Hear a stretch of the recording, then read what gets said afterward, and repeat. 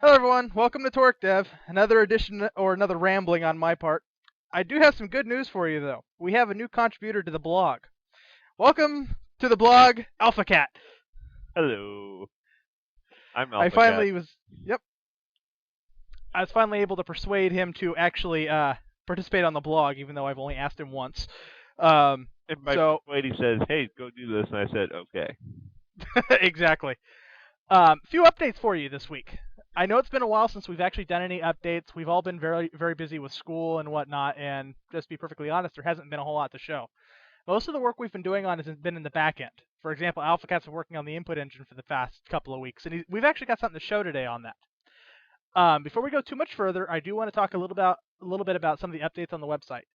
Um, AlphaCat will be doing regular posts on the website, like I will be, hopefully a little more frequently than I do, because, well, being as my last post was over a month ago, ouch. Um, See, Eve doesn't consume my soul like it consumes his. So it's not my fault. I'm an Eve player. Get over it. I'm in a battleship now, by the way. Anyway, congrats. other addition to the website, we've actually included a Twitter feed now. My thought on including this is being as we do update so infrequently, I thought it might be nice to be able to actually see what we're doing as we work on the engine and whatnot, so you can actually see progress happening. At least the last 5 things or so that we've done. So hopefully that'll keep an interest, and hopefully we will continue to update a little more often than we have. Anything to add, AlphaCat? Um, not really.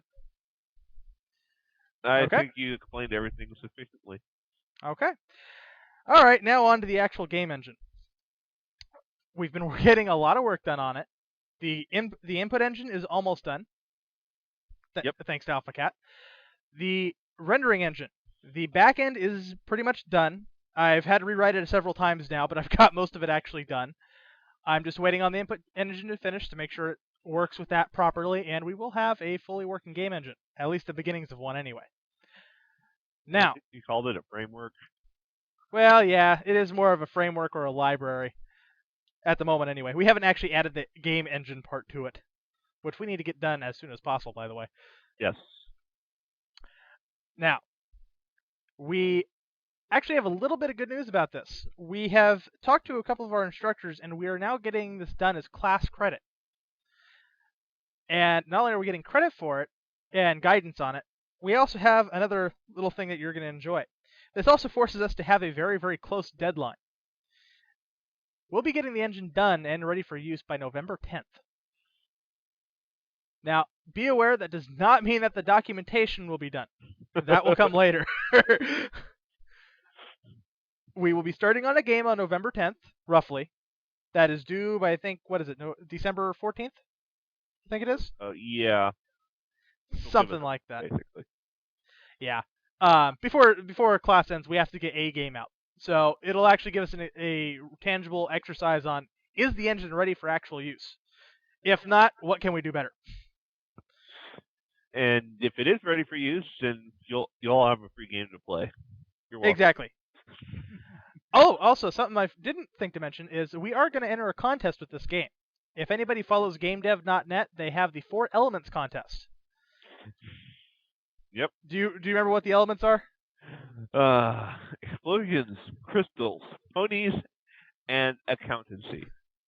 Yes, accountants. Yeah, we're trying to figure that one out still. Uh, we will have a game that follows those elements. We are not promising it's a good game. It will, however, show off what the engine can do, and I believe we are going to open under an open source license of some sort. Aren't we What's your already thought on that? open source for the game or just the engine? The game. Well, considering how I don't see that we can actually do anything grandiose with those 4 elements, we probably could.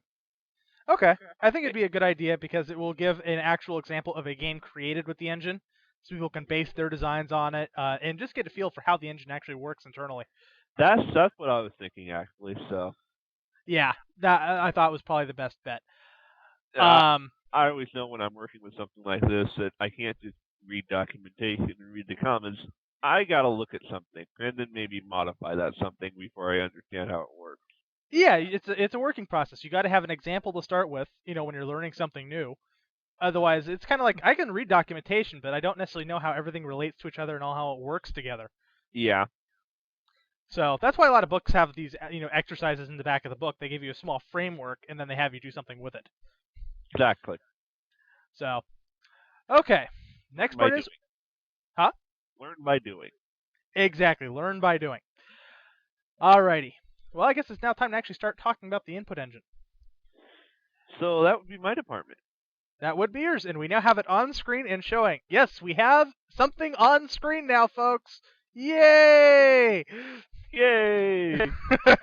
Behold my monospaced ASCII text renderings of niftiness.